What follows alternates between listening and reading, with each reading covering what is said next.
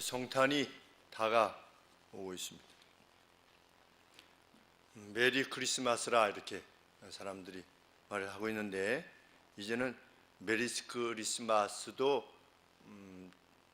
너무 기독교적인 언급이다. 그래서 할러데이라고 하자, 공휴일이다 라고 하자고 하는 운동이 미국에서 많이 일어나서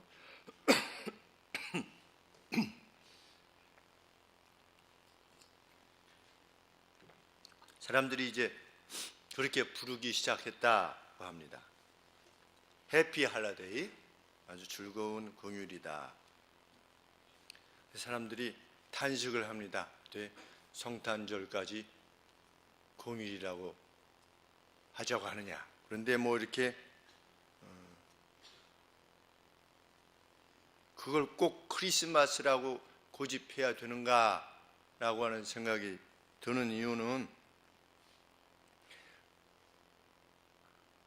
정말 메리 크리스마스가 성경에서 말하는 메리 크리스마스로 내적으로 이해되어지지 않는 가운데서 그렇게 말로만 메리 크리스마스라고 하는 것이 과연 의미 있는 것인가 생각해 볼 때, 차라리 산타의 날이라고 부르자. 그냥 일반 사람들은 그냥 산타의 날로 부르도록 하는 것이 오히려 주님이 오신 날을 경멸하지 않는 것이 아닌가 하는 생각이 듭니다. 왜냐하면 우리 지금 말라기서에서도 보면 하나님께 경배하면서도 제사장들이 하나님 앞에 제사를 드리면서도 하나님의 제사를 경멸했기 때문입니다. 그래서 하나님께서 차라리 성전 문을 누군가 좀 닫았으면 좋겠다. 메리 크리스마스라고 말은 하는데, 산타, 어제 길에서 이제 돌아오다 보니까 길가에 산타 줄 타고 올라가는 10,000원에 팝니다. 이렇게 되어 있는데, 산타가 주제가 되었으니 차라리 그냥 성탄절을 일반 사람들이 그냥 하루 즐기도록 하고 우리만 부활절을 지키는 것처럼 그런 마음으로 지키면 되지 않겠나, 이런 생각을 해보기도 하게 됩니다. 성탄이 메리 크리스마스인가? 일견 메리 크리스마스입니다. 누구에게 메리 크리스마스입니까? 의인들에게 메리 크리스마스입니다. 4장 2절 말씀에 내 이름을 경외하는 너희에게는, 이렇게 말하고 있기 때문입니다. 내 이름을 경외하는 너희에게는, 이스라엘에는 두 부류의 사람이 있었는데 하나님을 경외하는 사람이 있었고 하나님을 경외하지 않은 사람들이 있었습니다. 근데 하나님을 경외하지 않는 사람들은 이 말라기 시대에 하나님께 속한 모든 것들을 경멸하였습니다. 반면에 하나님을 경외하는 사람은 마음의 슬픔을 안고 살았습니다. 하나님을 경외하는 것이 정말 의미 있는 일인 것인가? 악인들은 다 필요 없어. 이 말라기 선지자 시대에 이스라엘 백성들이 하나님 섬기는 거 그게 거기야. 굳이 그렇게 더 열심히 섬기려고 하지 마. 라고 하는 하나님의 이름을 경외하지 않는 이들이 있었고, 하나님을 섬김에 있어서 하나님의 뜻대로 섬김에도 불구하고 직면하게 되는 이 어려움들은 과연 무엇입니까? 라고 하는 의로운 자들의 슬픔을 안고 살아가는 사람들이 있었던 겁니다. 그래서 하나님께서 말라기 선지자를 통해서 둘 다에게 지금 말씀하고 계시는 겁니다. 악인에게는 치명적인 날이 도래올 것이다. 그러나 하나님의 이름을 경외하는 너희에게는 이런 날이 될 것이다. 어떤 날이? 주님의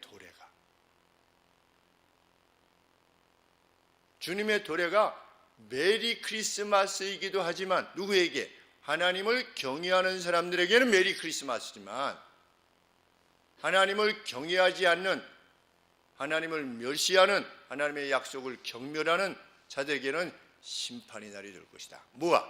성탄이. 하나님의 역사 가운데 살아계시고 하나님의 뜻을 반드시 이루실 것이라고 하는 것을 드러내시며 그 드러내시기를 분명히 하는 날이 바로 성탄의 날이 될 것이다. 이렇게 말라기 선지자를 통해서 지금 말씀하고 계시는 것입니다.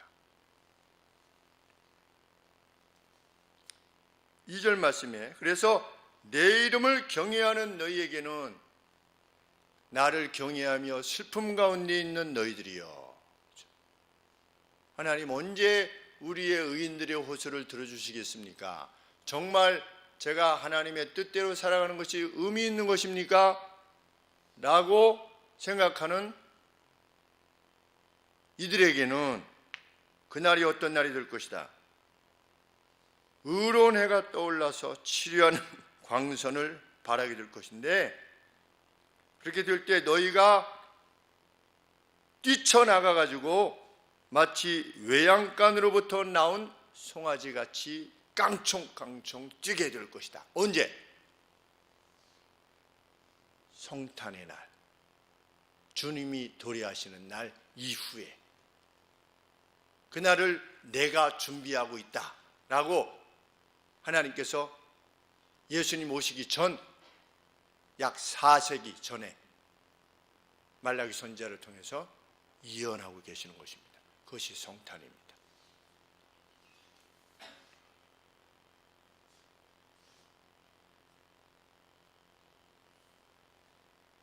삼 절 말씀에도 또 너희가 악인을 밟게 될 것이며 그들이 나의 정한 날에 너희 발바닥 밑에 재와 같으리라. 악인이 잘 된다고? 악인이 악을 저지르면서도, 나를 경멸하면서도 잘들 산다고? 너희가 악인을 밟을 날이 반드시 올 것이다. 그 도래의 시작이 뭐냐? 성탄이다.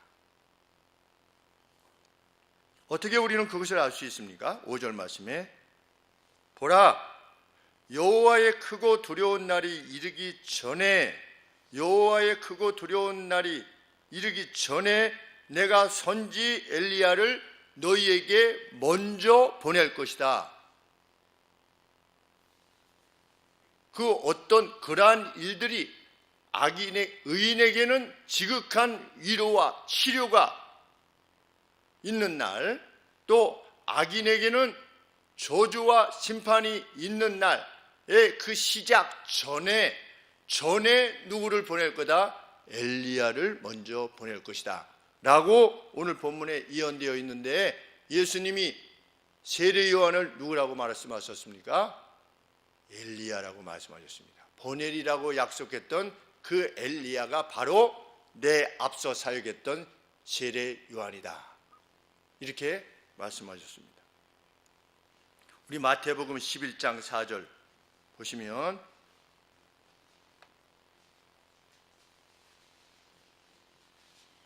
세례 요한이 11장 3절에서 예수님에게 자기의 제자들을 보내서 예수님에게 세례 요한이 물었습니다. 예수께 여짜오되 오시리라고 약속되어진 그분이 당신 맞습니까? 이렇게 물었습니다.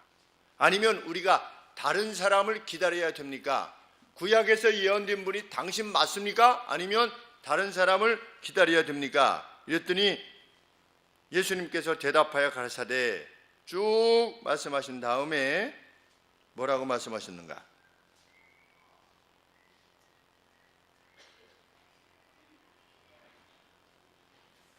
11절 말씀에 기록된 바 보라, 내가 내 사자를, 내 메신저를 네 앞에 보내노니 저가 내 길을 네 앞에 예비하리라 하신 것이 이 사람에 대한 말씀이니라.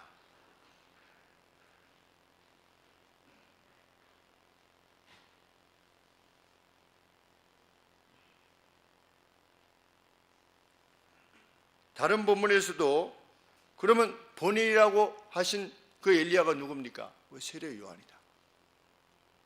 예수님이 말씀하셨습니다. 그러면 우리는 이 4장에 말라기 4장에 관계되어진 내용이 예수님의 도래와 예수님의 도래에 앞선 세례 요한의 등장에 대한 예언이라는 사실을 확인하게 됩니다.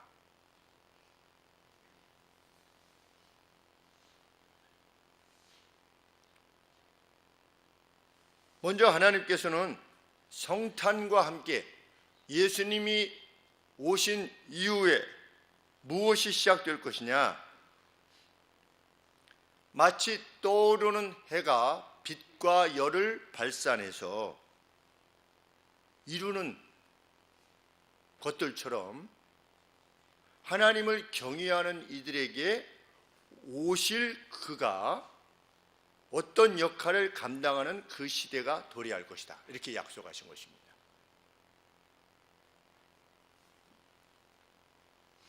이 절 말씀에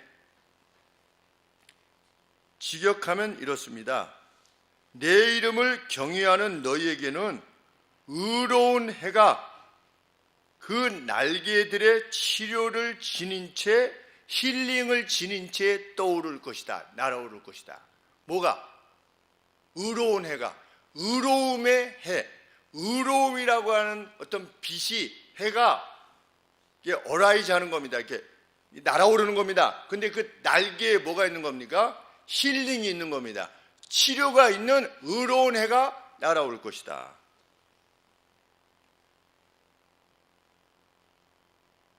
그래서 결과적으로 너희가 나가서 외양간으로부터 뛰쳐나오는 송아지들과 같이 깡총깡총 뛰게 될 것이다. 그러면 해가 무엇을 치료합니까?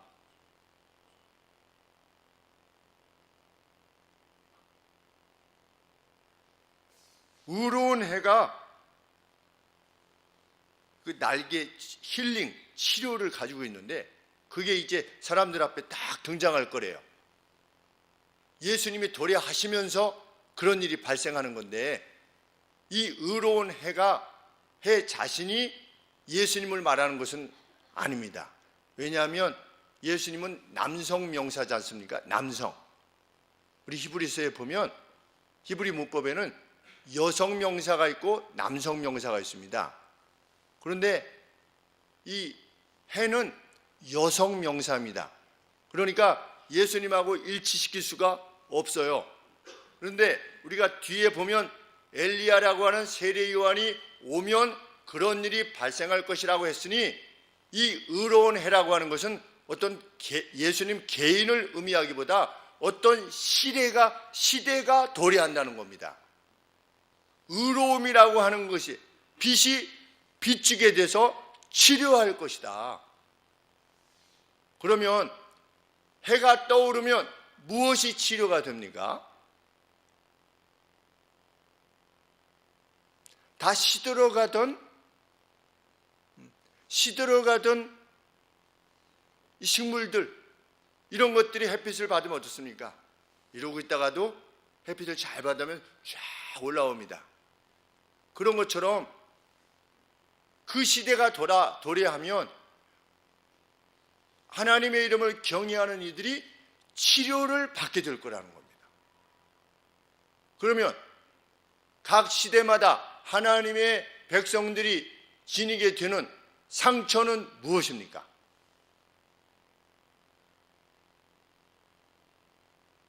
우리 오늘 하나님을 섬기는 사람들이 가슴에 안고 있는 상처는 무엇이라고 할 수 있겠습니까?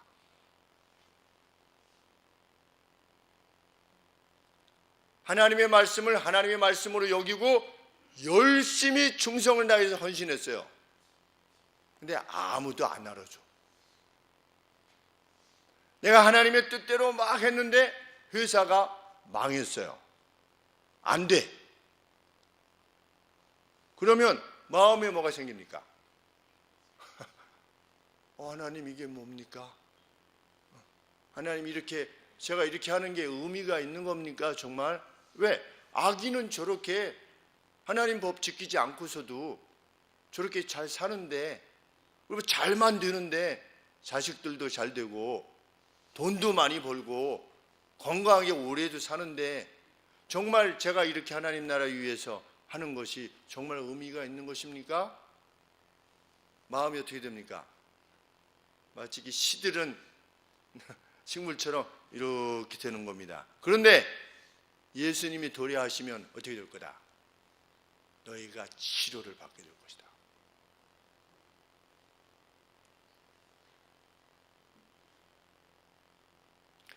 말라기 시대에, 우리 1장부터 이렇게 보시면 말라기 시대에 에돔이라는 나라가 있는데, 우리 에돔은 에서의 후손이지요. 야곱의 형 에서의 후손인데, 그 에돔이라고 하는 나라는 바벨론이 남유다를 쳐들어올 때 남유다를 다 멸망시키지 않았습니까? 그래서 다니엘도 사로잡아가고, 다니엘 세 친구도 다 사로잡아가고, 주전 600년경에 그랬는데, 그때 바벨론에게 유다의 정보도 막 주고, 바벨론이 남쪽 유다를 침공하기 좋게끔 그쪽 편을 들어서 행했는데, 에돔이 잘 되는 겁니다. 이 말라기 시대에. 그러면 의인이 지니게 되는 아픔은 무엇입니까? 하나님, 에돔은 이스라엘도 아닌데 하나님의 나라인 유다를 바벨론 더 원수 나라가 공격할 때 편들어가지고 우리를 같이 치던 자들인데, 하나님 쟤네들은 잘 되네요. 번영하고 부강하네요. 가슴이 아픈 겁니다. 누가? 하나님, 이스라엘 내에 하나님을 경외했던 이들이. 그런데 이런 모습들을 보면서 이스라엘 내에 하나님의 백성이지만 하나님을 경외하지 않았던 사람들은 어떻게 생각하는 겁니까? 이거 봐, 하나님을 섬긴다는 거 뭐 그렇게 특별히 의미가 없어 라고 하는 두 부류의 사람들이 있었던 겁니다. 그런데 각 시대마다 그렇게, 그러니까 이 말라기 선지자 때에 하나님을 경외했던 이들이 자신의 온 생애를 다해서 그 몇몇 남지 아니하는 의인들로서 행하고자 했던 이들이 마음에 괴로웠던 겁니다. 그러니까 하나님께서 말라기 선지자를 통해서 예언하시는 겁니다. 너희를 회복하게 할 날이 반드시 도래할 거다. 누가? 내 아들을 보내서 너희들의 그 현재에 직면하게 되고 있는 것이 결코 헛된 것이 아니라고 하는 것을 드러낼 날이, 확증할 날이 반드시 도래할 거다. 이렇게 하나님께서 의인들을 위로하시는 겁니다.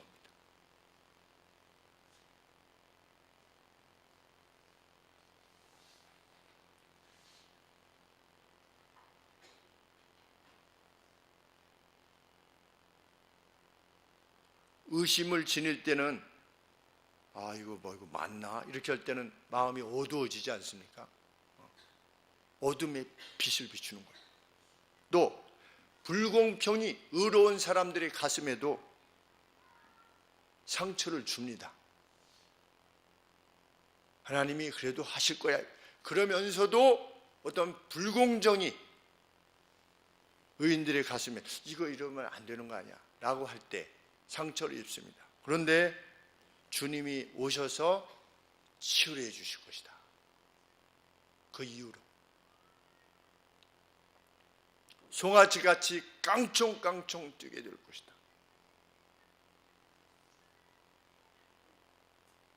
과연 주님을 잉태하셨던 육신의 어머니 마리아가 예수 그리스도를 이 태에 지니고 계시는 가운데 성령의 감동을 받아서 노래하기 시작합니다. 누가복음 1장 49절 50절에서 마리아가 노래하는 겁니다. 능하신 분이 내게 큰 일을 행하셨으니 거룩이 그의 이름이시다. 하나님이 내게 큰 일을 행하셨다는 겁니다.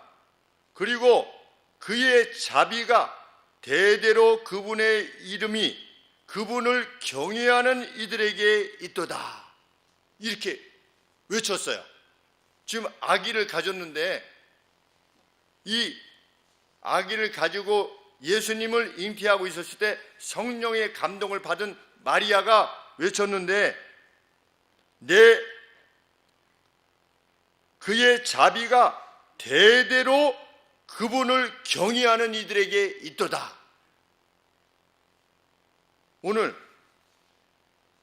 2절 말씀에 내 이름을 경외하는 너희에게는 의로운 해가 떠올라서 치료하는 광선을 바라게 될 것이다 이랬는데, 마리아 역시 약 300여 년이 지나서 마리아 역시 그렇게 노래한 것입니다. 하나님의 자비가 그분을 경외하는 이들에게 있도다. 갑자기 뜬금없이 노래를 부르는 것이 아니라 이 말라기 선지자가 외치게 하셨던 그 예언이 실체가 자기 자신에게 지금 이루어지고 있음을 성령의 감동을 받아서 노래하고 있는 것입니다.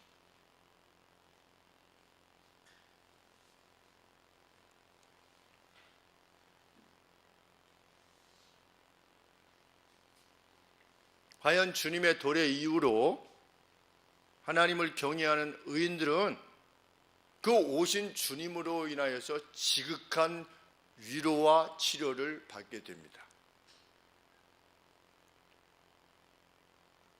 정말 신을 경외하는 가운데서 이루어지는 나의 수고는 의미 있는 것일까? 라고 하는 물음으로 더 이상 힘들어하지 않습니다. 예수 그리스도를 정말 만난 성도는, 여호와를 경외하는 이는 일생 동안 사랑을 주기만 해도 고삐 풀린 송아지처럼 깡총깡총 뛰면서 일생을 사는 겁니다. 왜? 예수님이 약속하셨으니까. 세상의 불공평에 대해서도 분노하거나 좌절하지 않습니다. 내가 지금 직면한 그 어떤 것 때문에 나도 좀 가만 좀 나도 힘드니까 이렇게 하지 않고 삽니다. 누구는? 하나님을 경외하는 사람은. 왜? 예수님이 우리가 하나님의 나라를 위해서, 그분의 가치를 위해서 행하는 모든 것들에 대해서 친히 알고 계시며 내가 반드시 갚아주마 약속하셨기 때문입니다. 우리는 믿습니다, 그것을. 예수님은 이렇게 말씀하셨지요. 성탄으로 오신 예수님은 의를 위하여 핍박을 받는 자는, 의를 위하여, 의가 보상되는 것이 아니라 심지어 의를 위하여 핍박을 받는 자는 복이 있나니 천국이 저희 것이기 때문이다. 이렇게 예수님께서 말씀하셨습니다. 나를 인하여, 나 때문에 너희를 욕하고 핍박하고 거짓으로 너희를 적대시하여 모든 악한 말을 할 때는 너희에게 복이 있나니 기뻐하고 즐거워하라. 이 말씀이 있기 때문에 예수님 때문에 당하는 고난, 모멸, 우리 1980년대만 해도 이랜드에 많이 가려고 하지 않았습니까? 왜? 주의를 지킬 수 있었으니까. 유일하게 다른 회사들 갈 수도 있었지만 독실한 크리스찬들이 왜 이랜드 쪽으로 가느냐? 주의를 지킬 수 있었습니다. 월급이 적고 아주 빡빡하고 일이, 그래도 이랜드로 갔습니다. 못 가면 직업을 바꿨습니다. 주의를 지키지 못하는 거는. 직업을 버렸지요.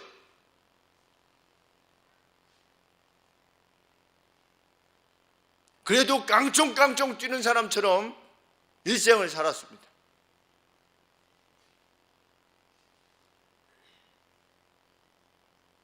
하나님을 섬기는 사람이 세상에 대해서, 자기에게 주어지는 것에 의해서 이렇게 그냥 세상 다 사는 사람처럼 그렇게 행동하지 않았습니다. 제가 어제 방송을 보니까 통영에 있는 아주머니들께서 굴을 까시는데 10시간을 서서 까시는 겁니다. 10시간을. 10시간을 이렇게 앞에 이 앞치마 두르시고 서서 점심때 잠깐 드시는 것을 하고 계속 서서 그게 무슨 재미가 있겠으며 얼마나 힘들겠는가. 다리가 얼마나 붓기나. 그런데 그분들 다 표정이 어떻습니까? 저 이걸로 제 자녀 키우고 저 항상 그분들 하신 말씀이 있습니까? 자식 다 학교 보내고 그게 제일 먼저 나와요. 자녀들 먹이고 키우고 그게 기쁨인 것입니다. 그래서 막 아이고 그만두고 싶어요 이렇게 하시는 분이 없어요. 10시간을 서서 그렇게 하면서 그럼 믿지 않는 사람들까지도 자기에게 주어진 일들을 그렇게 해나가는데 무슨 뭐 떼돈을 벌겠습니까? 굴 까가지고. 또 어떤 분은 이 겨울바다에 나가가지고 뭐 이렇게 캐지 않습니까? 뭐 이렇게 끌고 나가가지고 무릎에다가 뭐 이렇게 질퍽거리니까 뭐 타는 것 같은 걸로 이렇게 한 발로 이렇게 끌고 가면서 그 주위에 이렇게 뭐 다 잡으시면서 이 바다야말로 보물입니다. 또 뭐라고 말씀하십니까? 여기서 조개 캐가지고 다 자식 먹이고 다 교육시키고 대학 다 보냈습니다. 근데 얼굴에 그냥 기쁨이 또 넘치는 겁니다. 아니 믿지 않는 사람들도 그러는데, 죽으면 끝이라고 하는 사람들도 그러는데, 그 기쁨을 가지고 살아가는데 우리가 왜 깡총깡총 못 뛰겠습니까? 우리 송아지 같습니까? 우리들의 심령은 어떻습니까? 나는 송아지같이 곱빛 불린 송아지. 우리 저쪽에 있을 때 저 소망이 키우지 않았습니까? 소망이 가가지고 자 이게 똑똑해가지고 이놈이 가자 이러면 막 뛰는 거예요. 저기 이제 외출 나가는 거니까 교회에서. 그러면 이게 목에 벌써 이렇게 풀어주려고 이게 딱 이 고리를 딱 잡으면 어떻습니까? 잡으면 이걸 못 풀게 할 정도로 막 날뛰는 겁니다. 풀리면 이제 자유니까. 주님의 도래 이후로 여호와를 경외하는 이에게는 주님이 밝혀주신 그 신비, 그것에 인하여 어떻게 될 것이다? 외양간의 송아지같이 뛸 것이다. 예수님은 그렇게 말씀하시지 않았습니까? 천국은 마치 무엇과 같으다? 밭에 감추인 보화와 같으다. 그냥 하루 종일 그냥 남의 밭에 가가지고 이렇게 막 땅 파다가 뭐가 딱딱해가지고 뭐지? 열어보니까 뭡니까? 보물이 담겨져 있는 겁니다. 그 사람이 집에 가서 모든 것을 다 팔아가지고 그 밭을 샀다. 이렇게 비유를 말씀하셨는데, 그러면 이 사람이 집으로 갈 때 어떻게 갔겠습니까? 어떻게 그냥 보물상자 발견했네 이러고 가겠습니까? 막 뛰어갔겠지요. 천국이라고 하는 보물을 발견하고, 예수님은 그렇게 말씀하시는데 예수님을 믿는 사람들은 뭐 그냥 오늘도 뭐 어제와 같고 이렇게 살아갈 수가 없지요. 예수님을 믿는 사람들. 그러한 날이 도래할 것이다. 그게 성탄입니다. 그런 기쁨이 내게 있다면 그것은 무엇에 대한 반증입니까? 내가 하나님을 경외하는 사람이구나 라고 하는 것에 대한 반증입니다.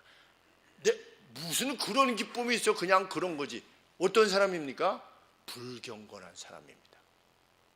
예수님은 말씀하셨습니다. 두 부류의 사람밖에 없다. 세상에는 중간 부류의 사람은 없다. 좋은 물고기냐 나쁜 물고기냐 둘 중에 하나밖에 없다. 가라지냐 알고기냐 둘 중에 하나밖에 없다. 깡총깡총이 없다. 뭐 쪽입니까? 두려운 일입니다.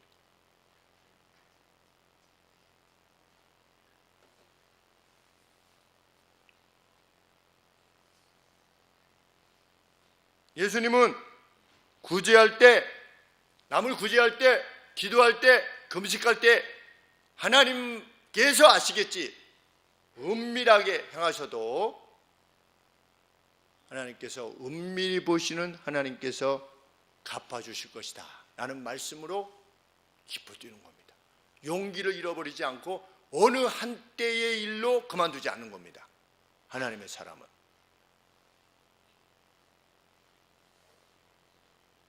남 도와줄 때 1,000만 원을 한꺼번에 도와줄 수는 있습니다. 한 번. 그러나 10만 원으로 100번을 도와주기는 어렵습니다.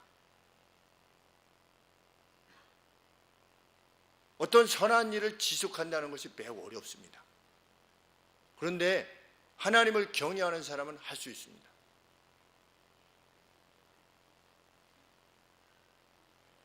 하늘 아버지께서 갚아주실 것이라는 것을 믿기 때문입니다. 그 누구의 약속입니까?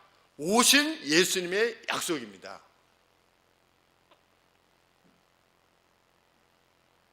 예수님은 오셔서 내가 공연한 수고를 하는 것은 아닌가 라고 하는 의심의 어두움을 물리치게 하셨습니다. 3번 용서해 주면 되겠습니까? 베드로가 물었습니다. 70번씩 7번이라도 하라. 야, 70번씩 7번이라도 못해? 아유, 이게 아니고 70번씩 7번이라도 용서할 때 내가 갚아주겠다는 겁니다.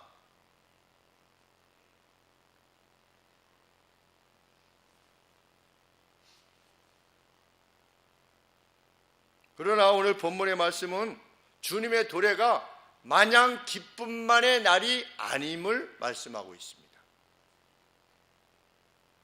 1절 말씀에 만군의 여호와가 이르노라 보라 극렬한 불뭇불 같은 날이 이를 것인데 교만한 자와 악을 행하는 자는 다 초계가 들 것이라 그 이르는 날이 그들을 살라 그 뿌리와 가지를 남기지 아니할 것이로다. 오신 예수님이 말씀하신 바를 거부하고 경멸하게 되면 그것은 저주의 시작이 될 것이다. 예수님의 도래는 단지 메리 크리스마스 아니라는 겁니다. 해피 할리데이 한 사람은 결코 아닐 것이며 어느 정도냐? 4장 6절 말씀에 엘리야가 와서 예수님이 도래하시기 전에 누가 먼저 왔습니까? 세례 요한이 왔습니다. 세례 요한이 와서 뭐 했습니까? 이스라엘 백성들에게 회개를 외쳤습니다. 왜 회개를 외쳤습니까? 오늘 6절 말씀에 보면 그가 아비의 마음을 자녀에게로 돌이키게 하고 자녀들의 마음을 그들의 아비에게로, 여기서 아비는 조상들입니다. 조상이 누구냐면 아브라함, 이삭, 야곱입니다. 그 조상들이 하나님을 경외했던 마음으로부터 멀어졌지요. 그래서 세례 요한이 와가지고 너희의 조상인 아브라함, 이삭, 야곱의 믿음으로 돌아가야만 된다. 도끼가 이미 놓였다. 그루터기 밑에 치면 끝장이다 라고 하는 것을 외쳐야 할 만큼, 언제? 예수님이 공생애를 시작하시기 전에 그것을 외쳐서 백성들의 마음을 돌이키게 해야 될 만큼 하나님은 하나님의 말씀을 경멸하는 자들에게 결코 가까이 있을 수 없으시며 그들을 저주하지 않으실 수가 없다는 것입니다. 그래서 6절 말씀에 돌이키게 하리라. 돌이키지 아니하면 두렵건대 내가 와서 저주로 그 땅을 칠까 함이니라. 예수님이 도래하셨어요. 하나님이신 예수님이 도래하셨어요. 근데 땅이 죄악으로 가득 차 있는 겁니다. 그러면 우리 모세 기억나십니까? 모세가 하나님이 너 가서 바로에게 가가지고 이스라엘을 구해내라 해가지고 보내셨는데 하나님이 모세를 죽이려고 하셨지요. 왜 그랬습니까? 모세가 할례를 받지 않았습니다. 아니 지금 보내놓으시고 나서 너 가라 그러고 가고 있는데 길에서 하나님이 모세를 죽이시라고 하는 거예요. 하나님의 공의가, 하나님의 거룩이 그런 것이라는 거지요. 그래서 그 아내 십보라 말 때문에, 십보라 맞나요? 네. 십보라 말 때문에 십보라가 그 이방 여인이다 보니까 그 뭐 왜 아들 그거 아프게 막 할례를 행하려고 그래? 그거 좀 놔두시오. 그것도 좀 셌나 봐요. 그렇죠, 십보라가.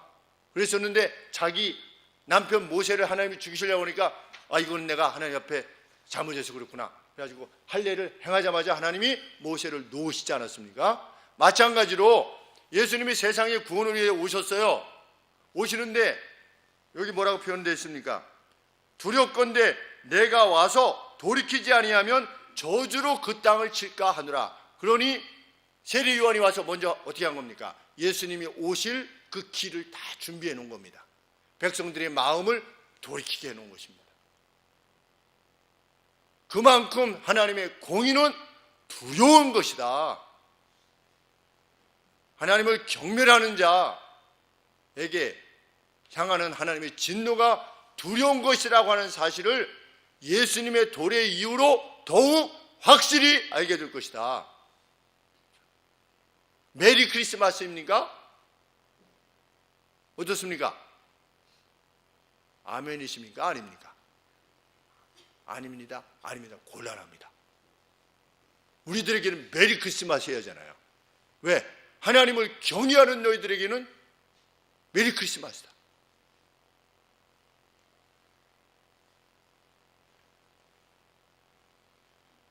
그 저주와 파멸의 날이 집행되기 시작하는 날이 될 것이다. 뭐가? 주님의 도래가. 하나님의 약속은 무엇입니까? 아담과 하와에게 뱀의 머리를 짓이길 일을 보낼 것이다. 쭉 오셨어요. 예수님이 그 약속대로 오셨어요.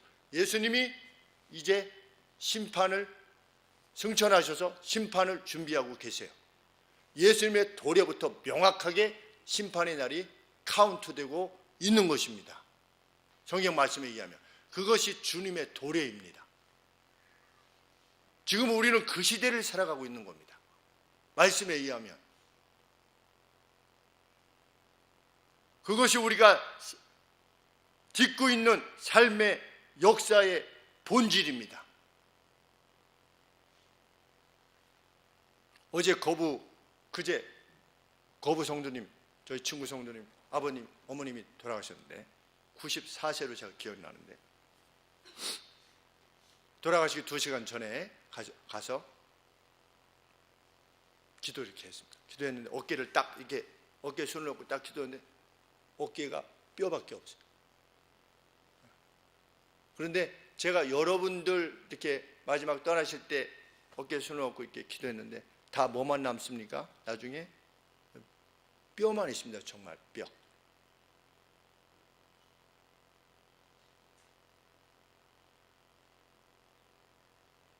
그런데 성경은 그것이 끝이 아니랍니다. 역사에 대해서 내가 약속한 것이 이루지 않았느냐?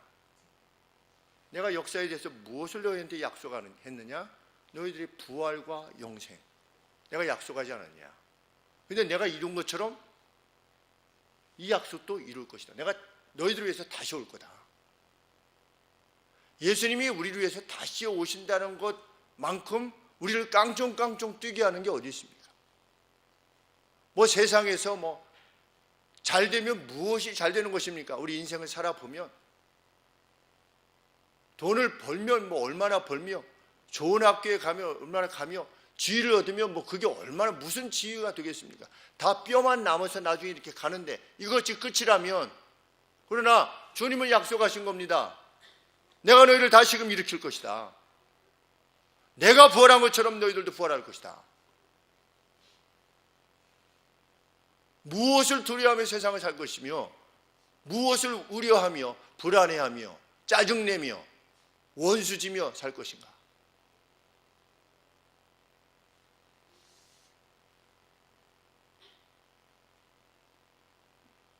그러면 하나님께서 말씀하신 이 저주와 파멸의 대상은 누구인가?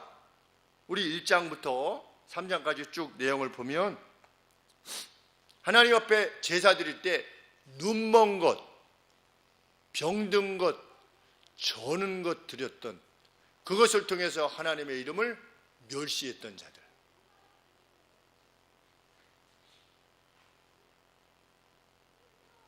(1장 13절) 말씀입니다.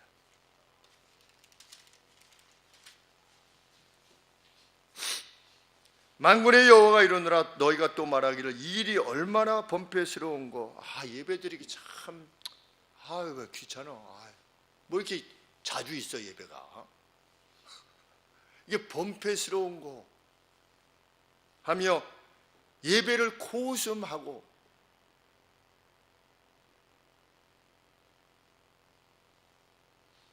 하나님 앞에 드릴 때 토색한 물건, 남의 것 자기 게 아니라 남의 것 빼앗은 것으로 와서 드리고 저는 것 병든 것을 가져왔느니라.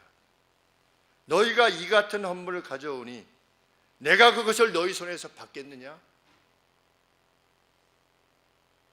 내가 거지냐? 이런 말씀입니다. 내가 거지냐? 네 예물이 신에 대한 합당한 예물이냐 그게? 너에게 생명을 준 너희의 일생을 책임지고 있는 내 신에게 합당한 예물이냐?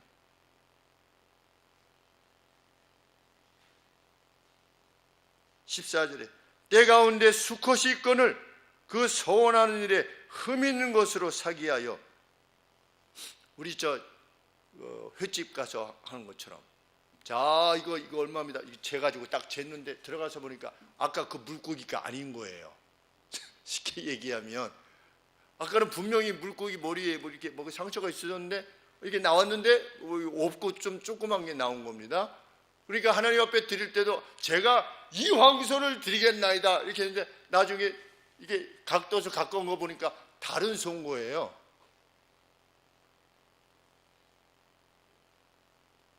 사기하여 내게 드리는 자는, 이게 좀 웃어야 될 일이 아닌데 사실은, 저주를 받으리니 나는 큰 임금이요 내 이름은 열방 중에서 두려워하는 것이 됨이라. 만군의 여호와의 말이니라. 우리가 경배드리는 하나님, 모든 우주의 만주의 주에 합당한 예물을 드리라는 것이지요.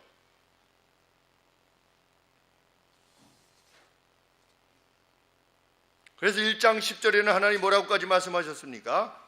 만군의 여호와가 이르노라 너희가 내 단위에 헛되이 불사르지 못하게 하기 위하여 너희 중에 성전 문을 닫을 자가 있었으면 좋겠도다. 내가 너희를 기뻐하지 아니하면 너희 손으로 드리는 것을 받지도 아니하리라.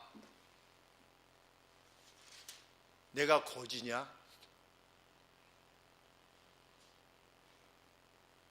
그럼 하나님 앞에 많이 드려야 되는가 보다.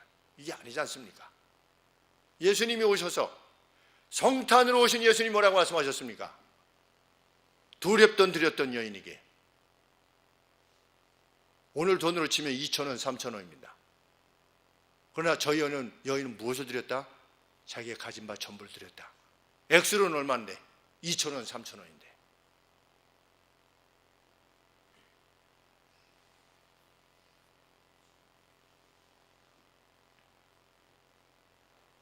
(2장 11절) 보면 그들은 2장 11절에 유다는 괴사를 행하였고 이스라엘과 예루살렘 중에는 가증한 일을 행하였으며 유다는 여호와의 사랑하시는 그 성결을 욕되게 하여 이방신의 딸과 결혼하였으니, 예수님 믿지 않는, 제대로 믿지 않는 사람하고 결혼하는 것을 우습게 여겼다는 겁니다. 느헤미야서에 보면 심지어 제사장조차도 이방 여인하고 결혼했습니다. 내 자녀가 예수님 믿지 않는 자녀하고 결혼하는 겁니다. 그 누구하고? 그런데 아주 가정이 좋고 애가 아주 뛰어나요. 그러면 거기에 마음이 가는 겁니다. 믿든지 믿지 않든지.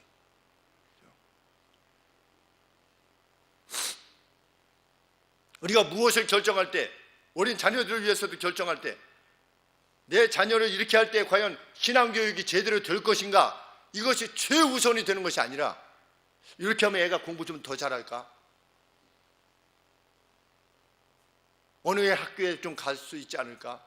이런 것들이 우선한다면 그것이 하나님께서 말씀하시는 이 내용인 것입니다. 이방인 신의 딸과 결혼하며 2장 16절에 보면 쉽게 이혼했어요. 배우자를 버리는 것.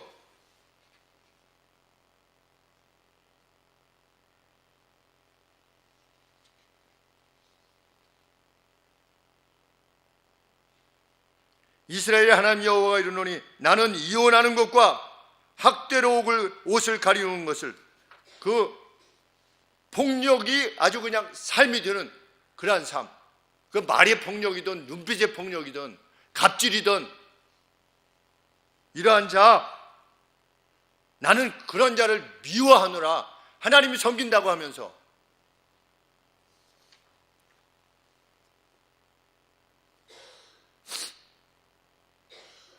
3장 15절에 보시면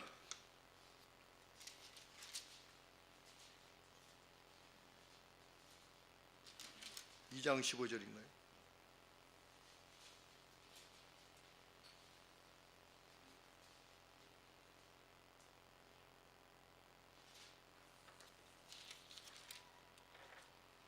네, 3장 5절이군요. 내가 심판하러 너에게 임할 것이라. 술수라는 건 뭐냐면 주술을 행하는 겁니다. 오늘 뭐 날이 안 좋아 뭐 이런 것들 예수님 믿으면서도 술수하는 자와 간음하는 자, 자기의 적법한 결혼생활 외에 여인과 아니면 남성과 합하려 하는 자, 거짓 맹세하는 자, 맹세를 하고 지키지 않는 겁니다. 약속을 하고 지키지 않는 자, 품꾼의 삭세에 대하여 억울케 하는 자, 과부와 고아를 압제하며 나그네를 억울케 하며 그렇게 하여 나를 경외치 않는 자들에게 속히 증거하리라. 내가 그들을 가만두지 않을 것이다.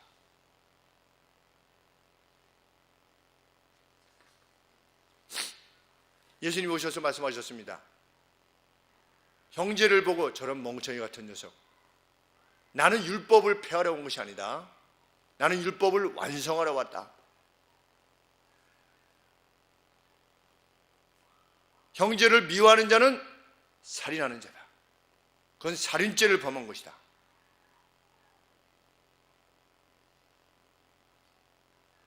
마지막으로 3장 8절에 사람이 어찌 하나님의 것을 도적질하겠느냐? 그러나 너희는 나의 것을 도적질하고도 말하기를 우리가 어떻게 주의 것을 도적질하나이다 하르다. 이는 곧 11조와 헌물이라. 11조는 누구 것입니까? 어떠한 형태로든 하나님의 소득을 주신 것, 그것의 10의 1은 누구 거다? 그건 내 거다 그랬습니다. 하나님이. 너희가 나를 신으로 여긴다면 나의 것을 도적질할 수 있겠느냐? 10절 말씀에 만군의 여호와가 이르노라 너희의 온전한 11조를 창고에 들여 나의 집에 양식이 있게 하고 그것으로 나를 테스트해봐라. 내가 하늘문을 열고 너희에게 복을 쌓을 것이 없도록 붙지 아니하나 보라. 나를 테스트해라. 성경에 테스트하라는 말이, 하나님을 테스트하라는 말이 한 번 딱 나옵니다. 나머지는 다 하나님을 테스트하지 말라인데 하나님을 테스트하라. 어떤 형태로든 소득이 주어지면 10의 1을 드릴 수 있는 우리가 되기를 원합니다. 모릅니다. 이거 10의 1이 어떤 것인지. 구약의 것을 가지고 신약이 하느냐. 예수님의 말씀을 기억하셔야 할 겁니다. 나는 여의치가 않습니다. 지금 상황 자체가. 하나님께서 모르셔서 명령하시는 것입니까? 그렇지 않습니다.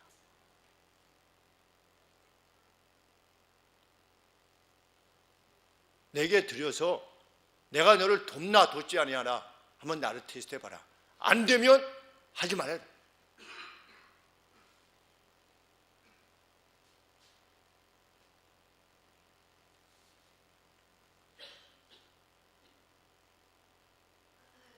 하나님 앞에 드리는 것은 제일 마지막에 있어야 되는 거야. 늘. 저희 어머니께서도 아버지께서 벌어오신 배지학교 선생님으로 벌어오신 그 노란 봉투로 되어 있는 거 제가 기억이 납니다. 그러면 저희가 식구 5명이죠. 아들 셋, 딸 둘, 5명을 키우셨어요. 5명을 아버지 월급으로, 학교 선생님 월급으로 키우셨습니다. 어머니께서 제 기억으로는 거기서 제일 먼저 11조를 떼놓으셨죠. 그래서 장롱에다 넣어놓으셨습니다. 제가 한 번 기억납니다.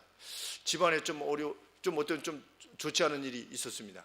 어머니께서 하신 말씀이, 야, 그건 내가 11조 넣어뒀던 거 잠깐만 쓰고 다른 것으로 이렇게 치우려고 그때 빼내서 그렇게 됐나 보다.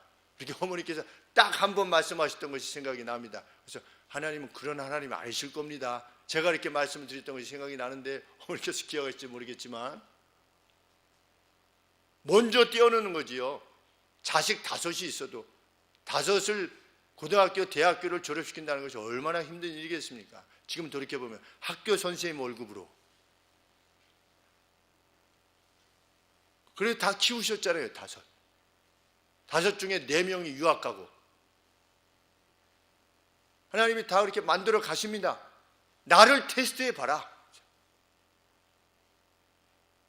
어떤 일이 생겼어요. 그래서 10만 원이 생겼어요. 그건 10,000원을 떼어 놓는 겁니다. 그냥 하나님 앞에 드리기를 기뻐하는 것입니다. 왜? 하나님이 그건 내 거다 이렇게 말씀하셨으니까.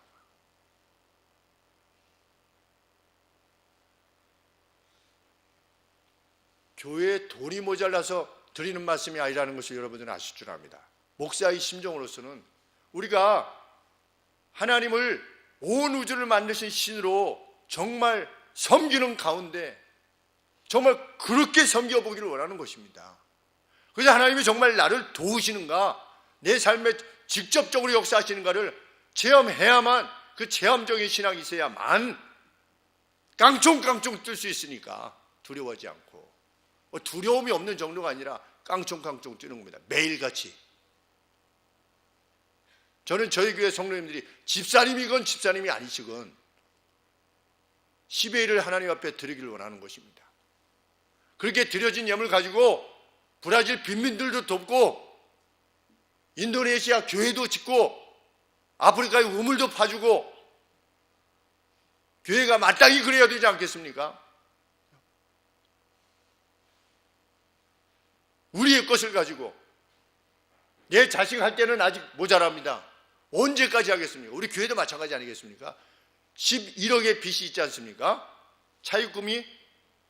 그러면 다른 데 내보내지 않고, 그냥 내보내지 않고 빚을 갚아나면 되잖아요. 언제까지 그 빚을 갚겠습니까? 11억을 갚으려면. 그러나 우리 그렇게 하지 않는 것입니다. 지금 할 수 있는 것들을 그래도 해 나가는 거지요. 하나님이 어떻게 하시나 보시는 겁니다. 우리가 그렇게 해 나가려면 언젠가 하나님께서 우리 성도들을 잘 되게 하셔서, 지극히 잘 되게 하셔서, 11억이 문제겠습니까? 그 이상으로도 갚게 하시겠지요.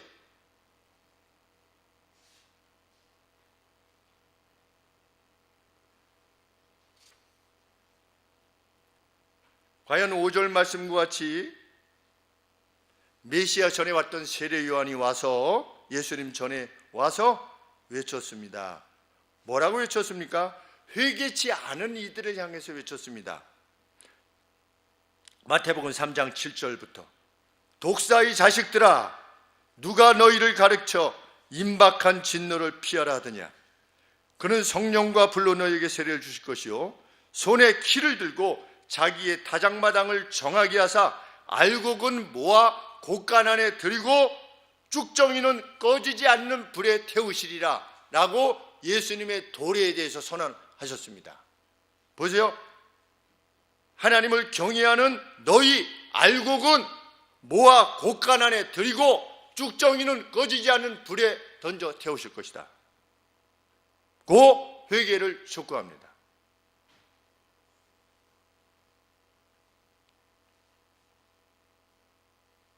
오신 주님을 따르지 않으면 말라기에서 언급한 모든 재난과 저주가 곧 그들의 것이 될 것이기 때문입니다. 그렇게 성탄은 의인에게는 정말 치료가 시작되는 그 기쁨의 날이기에 우리는 메리 크리스마스 하는 겁니다. 하나님이 나의 헌신과 우리의 희생, 그것을 반드시 갚아주실 것이 분명하구나 라고 하는 것을 인해서 지극한 위로를 얻게 되어 회복게 되는 것입니다. 과연 오늘이라고 하는 날이, 또 성탄이 우리들에게는 어떤 날인지 곰곰이 생각해 보기 위해서 잠시 멈추어서 생각해 보는 이 귀한 시기가 되길 원합니다. 나는 지금 예수님 안에서 깡총깡총 뛰는 송아지인가? 아니면 앞서 언급했던 이스라엘 백성들처럼 하나님을 경외하지 않는 자들처럼 하나님 앞에 그런 자인가?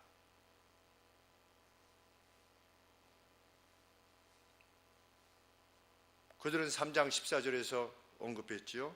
하나님을 섬기는 거 다 소용없어. 명령을 지키면서 슬퍼하는 것 다 소용없어. 3장 14절, 3장 15절, 오만한 자가 더 복을 받잖아 라고 복음의 명령에 순종하는 것에 대해서 냉소적인 삶을 살았던 이들입니다. 하나님 앞에 드리라고 다 그거 다 필요 없어. 이러한 냉소적인 사람으로 살 것이냐, 아니면 갚으시겠다는 주님의 약속이 유일한 치료가 될 정도로 하나님을 경외하는 사람으로 오늘을 살 것이냐. 우리는 곧 뼈만 남는 존재로 화할 것입니다. 더 이상 충성할 수도 없고 더 이상 또 하나님을 경멸할 수도 없는 그 마지막에 직면하게 될 것입니다. 오늘 우리가 어떤 자로 살 것인가, 이 성탄에 주음하여 깊이 생각하는 은혜가 우리들 가운데 있기를 소원합니다. 기도하겠습니다. 하나님 아버지, 주님의 도래가 역사전에 말씀하시고 역사 가운데 자신의 살아계심을 입증하신 그 사실이 저에게 지극한 위로가 되게 하여 주시기를 간절히 원합니다. 저희들도 살면서 때로 희생하며 헌신할 때에 또 참고 인내하며 또 온유하게 감당해 나갈 때 과연 이것이 의미 있는 일인가로 말미암아 많이도 힘들 때가 있는데 하나님 도와주시옵소서. 주님의 말씀이 치료의 원천이 될 수 있도록 인도하여 주시고 그 확신으로 나머지 생애를 살아가게 하여 주시옵소서. 예수 그리스도 이름으로 기도합나이다. 아멘.